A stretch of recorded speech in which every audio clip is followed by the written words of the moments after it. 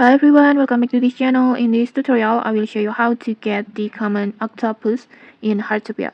This this octopus has a unique patterns and shape like this.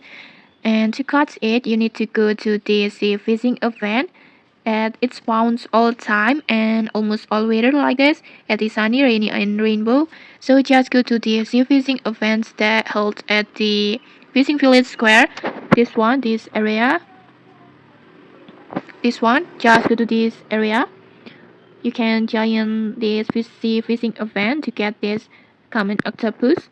You can just join the event when it hosted automatically by bill, or you can also start it privately. And if you want a higher chance to get it, you can use Fish Attractor or Mermaid Perfumes to increase this common octopus spawn rate.